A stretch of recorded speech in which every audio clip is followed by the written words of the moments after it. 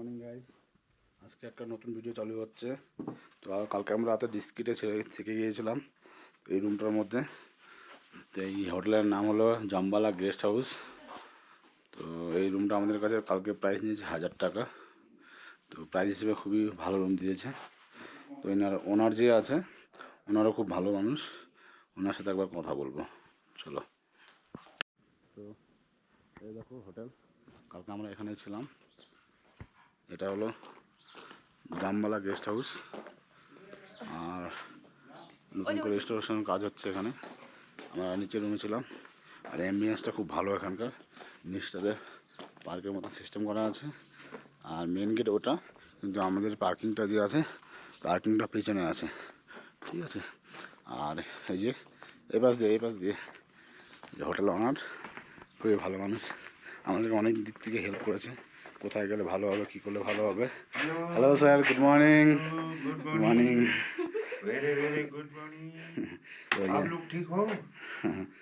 ठीक है, सब कुछ ठीक है सर। हाँ, आप लोग को रूम वूम कैसा लगा? बहुत अच्छा लगा सर, खाना पीना सब कुछ अच्छा है, स्टाफ भी यहाँ पे अच्छा है। Thank you. ठीक है, थैंक यू। तो मैं सबको रिकमेंड करता हूँ जी जी यहाँ पे स्टे करने के लिए। थैंक यू, आप लोग लगा आने में स्वागत है। Thank you sir. তো আমাদের এখানে একটু এন্ট্রি হবে, ঠিক আছে। এন্ট্রি করে আঙ্কেলদেরকে সাথে একটু ডিসকাস করলাম আমরা। অ্যাকচুয়ালি আমাদের গাড়িটা খারাপ হয়ে গেছে, সকারটা পিছনে সাসপেন্সটা। তো স্যার আমাদেরকে রিকমেন্ড করলো যে লাগেজ দিয়ে আমার ওয়াইফকে বাসে করে পাঠিয়ে দিতে লেতে, আর আমি বাইক নিয়ে পিছিয়ে পিছিয়ে চলে আসবো পরে, ঠিক আছে। তো বাসে উঠিয়ে দিবে আমাদেরকে লাগেজ দিয়ে, আমি পিছনে পিছনে বাইক নিয়ে আসবো, টেনশন কিছু নেই। তো আমাদের এখানে কিছু এন্ট্রি হবে, তো পরে তোমাদেরকে দেখাচ্ছি সব কিছু। তো আমরা এখন আছি হোটেলের পেছন দিকটাতে, যেদিকে পার্কিং এরিয়া আছে ওই দিকটাতে আমরা বাইক পার্ক করা ছিল। তো এখানে আসলাম, এখন আমাদের এখান থেকে বাইকের জিনিসগুলো লাগেজগুলো ব্যাগে এখন লোড করব, তারপরে এখান থেকে বাস স্ট্যান্ড পর্যন্ত নিয়ে যাব, তো ওখান থেকে বাসে তুলে দেবো। তো চলো বেশি কথা না বলে লাগেজগুলো আগে লোড করে নিই। তো আমাদের লাগেজ লোড হয়ে গেছে, তো গাড়িটাকে একটু কোল্ড স্টার্ট করে নিচ্ছি, মানে ঠান্ডা হয়ে গেছে গাড়িটা খুব, একটু হিট করে নিই গাড়িটাকে, তারপর আমরা বেরোবো। এই দেখো আমাদের লাগেজ পুরোপুরি লোড হয়ে গেছে। তো এখান থেকে বাস স্ট্যান্ডে গিয়ে বাসে মালগুলো তুলে দিয়ে তারপর আমি বাসের পিছিয়ে পিছিয়ে যাবো। আর আজকে লেতে গিয়ে বাইকটা ঠিক করার ইচ্ছা আছে। তো চলো যাওয়া যাক, এখান থেকে এখন বেরোনো যাক। তো আমরা বাস স্ট্যান্ডে চলে আসছি, ওই দেখো আমার বাইক, আর এদিকেই যে আমার লাগেজ। তো আমরা এখন ওয়েট করছি বাসের জন্য। ঘড়ি কাটা এখন বাজে 9:30। বাস বললো আর আধা ঘন্টার মধ্যে ঢুকে যাবে। তো বাসের মধ্যে লাগেজগুলো তুলে দিয়ে তারপর ওখান থেকে বেরোবো। আর বেশি কিছু আমি বাইকের মধ্যে নিইনি, আমি শুধু টেন্টটা, স্লিপিং ব্যাগ আর একটা পিট ব্যাগ নিয়ে নিয়েছি, আর বাকি লাগেজগুলো সব বাসে তুলে দেবো। তারপর আমি বাসে বেশি বেশি আরামসে যাবো, বেশি লাগেজের জন্য বাইক আমি রাখিনি আজকে। তো এই যে দেখতে পাচ্ছ আজকের ভিউ, তো ভিউ বলতে তেমন কিছুই নেই, কিছুই দেখা যাচ্ছে না পাহাড়ে আজকে, শুধু ধুলো আর ধুলো। কারণ সামনেই আছে ডিস্কিটে মরুভূমি, তো ওখান থেকে আজকে প্রচণ্ড হাওয়া চলছে, তাই সব ধুলো উঠছে। আর এই দেখো ডিস্কিটে একমাত্র একটাই পেট্রোল পাম্প, তো আজকে প্রচণ্ড ভিড় লেগে গেছে, সব বাইকাররা আসছে এখান থেকে তেল ভরার জন্য, তাই আজকে অনেকটা জাম লেগে গেছে। তো তেল ভরে নিলাম, আজকে 650 টাকার তেলে ফুল ট্যাঙ্ক হয়ে গেছে, কারণ গাড়িতে তেল আগের থেকেই ছিল, তাই 650 টাকা তেলে ফুল ট্যাঙ্ক হয়ে গেল। আর ড্রামগুলো আজকে ভরিনি, কারণ ড্রাম ভরা দরকার নেই, আর এখান থেকে 200 কিলোমিটার বাকি, তো আমি ফুল ট্যাঙ্কে তেল আরামসে নিয়ে পৌঁছে যেতে পারবো, সেই জন্য আজকে আর ড্রামগুলো ভরলাম না। তো চলো যাই। আর এই দেখো রাস্তার অবস্থা খুব খারাপ, মাঝে মাঝে রাস্তার কাজ হচ্ছে। তো আজকে রাস্তার ওই পাশ থেকে ছিল, কিন্তু রাস্তা খারাপের জন্য আজকে টাউনের ভিতর দিয়ে আমাদেরকে বেরিয়ে যেতে হবে, এদিকে রাস্তা বন্ধ আছে।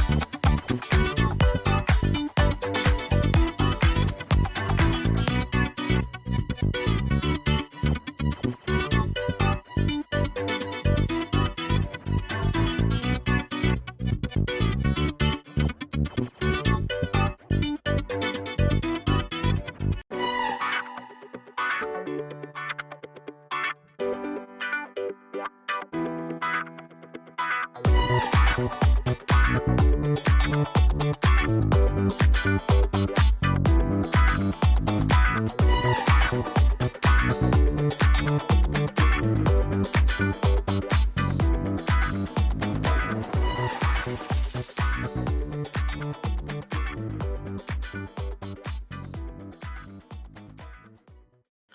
এখানে আমার চাকা জাম হয়ে গেছে, মানে ডিসটা লক হয়ে গেছে। তো ওটাকে আমার এখন ঠিক করতে হবে। এই জন্য আমার পকেটে সবসময় আমি টুল কিটটা সামনে নিয়ে রাখি। এই দেখো, তো এটাকে আমার এখন হাওয়া ছাড়তে হবে, তারপরে এটা ডিসটা ঠিক হবে।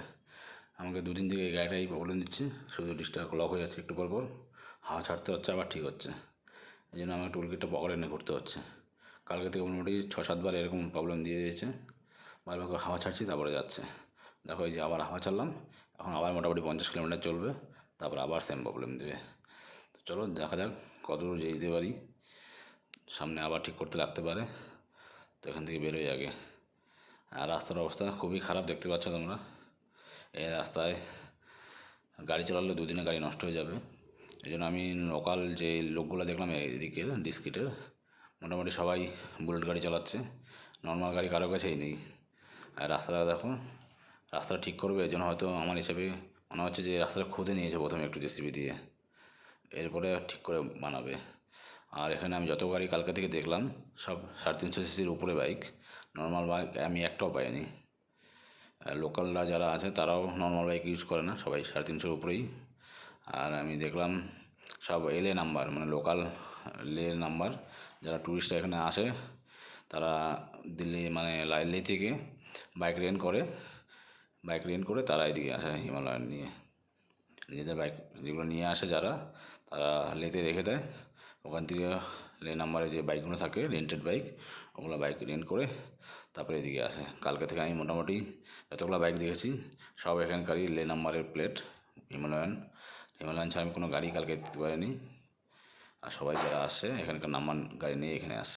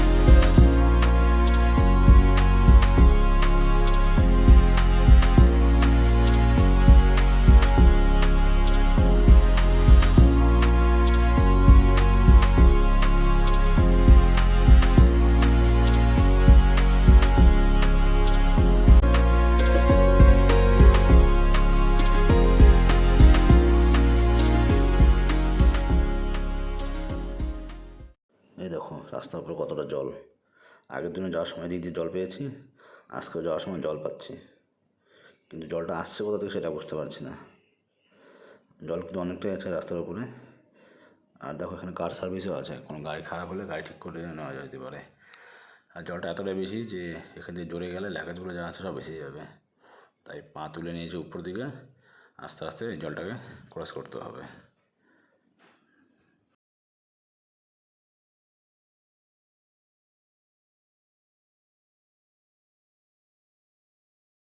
আর এই যে দেখো বন্ধুরা, এখানে কাটিংয়ের ব্যবস্থা করা আছে। কাটিং বলতে যে ছোটো ছোটো যেগুলো গাড়ি হয় স্পোর্টস টাইপের, পাগুলো সামনের দিকে চলে যায় বসার পর, হাতে একটা ছোটো স্টারিং থাকে, 4 চাকা থাকে, ওগুলো স্কার্টিং যেরকম হয়। চারপাশ দিয়ে দেখবা রাস্তার চারপাশ দিয়ে টায়ার দিয়ে সাজানো থাকে। আমাদের শিলিগুড়িতেও আছে এরকম স্কার্টিংয়ের। ওখানে মোটামুটি 100 টাকা টিকিট হলে এখানে মোটামুটি 4 থেকে 500 টাকা টিকিট হবে। তো চলো, আমার হাতে সময় কম, তো আজকে আর এই স্কার্টিং আমাদের ভাগ্যে ছিল না, তাই করতে পারলাম না। আমাদেরকে তাড়াতাড়ি পৌঁছতে হবে আজকে, তাই আমরা এখান থেকে বেরিয়ে যাচ্ছি। আর এই সামনে দেখো, সামনে আরেকটা খেলার ব্যবস্থা করা আছে। এই মরুভূমির মধ্যে 4 চাকা একটা বাইকের মতন যেগুলো চলে, মানে কতগুলো আবার সমুদ্র সাইডেও চলে, সমুদ্র স্পাইডতে ওই যে এইসব গাড়িগুলো, এই যে দেখো মরুভূমি বালুর উপর দিয়ে এইসব গাড়ি চলে। তো এখন সকাল 10টা বাজে, রাস্তা একদম ফাঁকা, তো আমি আরামসে গাড়ি চালাচ্ছি, মজা লাগছে খুব ফাঁকা রাস্তায় গাড়ি চালাতে। অ্যাকচুয়ালি এই রাস্তাটা হলো লে থেকে যারা আসে তাদের জন্য, বেশিরভাগ ট্যুরিস্ট এই রাস্তা দিয়ে লে থেকে আসে, একটাই রাস্তা এটা। আর যাওয়ার সময় এই রাস্তাতে ভিড় থাকে না, আমি একা যাচ্ছি দেখতে পাচ্ছ, কোনো গাড়ি নেই, কারণ ডিস্ট্রিক্ট থেকে যারা রিটার্ন করে তারা এই রুটে আর আসে না। তার নিচ দিয়ে একটা রুট আছে যেটা প্যাংগং লেকের দিকে যায়, সবাই এই ডিস্ট্রিক্ট থেকে ডাইরেক্ট প্যাংগং লেকে নিজের রুটটা দিয়ে যায়। তো এই রুটটা দিয়ে আর কেউ ইউজ করে না, এই রুটটা শুধু একবার ইউজ করা হয় লে থেকে ডিস্ট্রিক্টে আসার জন্য। তো আপাতত এখন কেউ নেই এখানে, ফাঁকা রাস্তা, আমি আরামসে যাচ্ছি। আর লে থেকে যেগুলো গাড়ি মোটামুটি সকাল 7টা 8টা থেকে বেরিয়েছে, ওরা খারদুংলা পাস করতে করতে মোটামুটি 11টা 11:30 বেজে যায়। তো এই রাস্তা ঢুকতে ঢুকতে ওদের মোটামুটি দুপুর 1টা 1:30 বেজে যাবে, তারপরে এই রাস্তাটা মানে জাম লাগবে। তো আমি এখন সকাল 10টা বাজে, তো এই রাস্তাতে এখন কেউ নেই, যখন আমি আরামসে যেতে পারছি। তো চলো, আমার গাড়ির স্পিড কিন্তু বেশি নেই, 60-70-এর মধ্যে রাখছি আমি। গাড়ি অ্যাকচুয়ালি কন্ট্রোলে চালানো দরকার, হাতের কন্ট্রোল থেকে বাইরে চলে গেলে তো পরে অ্যাক্সিডেন্টের ভয় থাকে। তো এই জন্য আমি ফাঁকা রাস্তা হলেও আমি গাড়ি কিন্তু কন্ট্রোলে চালাচ্ছি, 60-70 স্পিডে আরামসে যাচ্ছি, কোনো তাড়াহুড়োর কোনো টেনশন নেই। চলো, তো আগানো যাক, দেখতে থাকো তোমরা দৃশ্যগুলো।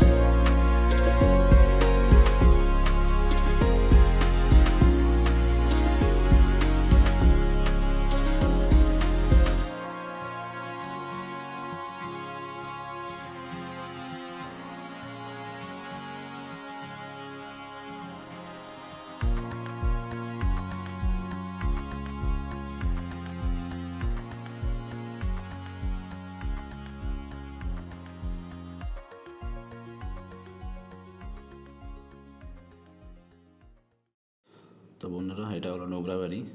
আর ওই যে নিচ দিয়ে যে তোমরা রুটটা দেখতে পাচ্ছ, ক্যামেরাতে দেখা যাচ্ছে কিনা জানি না, এটা নিচ দিয়ে সোজা রাস্তাটা যেটা আছে এটা প্যাংগং লেকের দিকে চলে যাচ্ছে। আর নিচে যারা আছে ডিস্ট্রিক্টে তারা এই রুটটা ধরে আজকে প্যাংগং লেক যাবে। আর এই রুটটাতে আমি শুধু একা, কারণ আমার গাড়ি খারাপ হয়ে গেছে, তো আমাকে লেতে ব্যাক করতে হচ্ছে, তাই আমি আজকে প্যাংগং লেক যেতে পারছি না।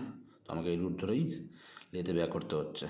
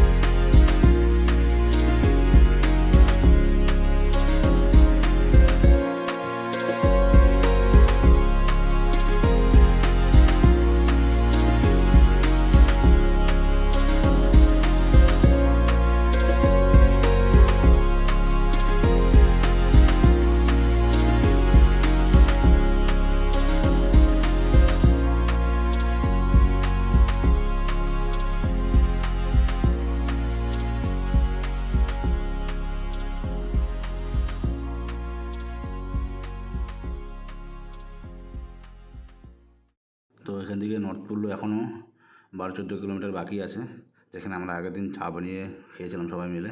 তো সেই জায়গা থেকে গিয়ে আজকে একটু লাঞ্চ করবো, একটু রেস্ট করবো, তারপর আস্তে আস্তে খারজংলা ক্রস করবো, তারপর লের দিকে এগোবো আমরা। এটা হলো নর্থ পুল্লু। তো আমি এখানে একটু রেস্ট করলাম, চা খেলাম, তারপর এখান থেকে আমি বেরোচ্ছি এখন লের জন্য। তো একজন টুরিস্টের থেকে মোবাইল নিয়ে, ওনার কাছে নেই, বিএসএনএল নেটওয়ার্ক ছিল, তো ওনার থেকে একটা মোবাইল নিয়ে ওনাকে ফোন করলাম।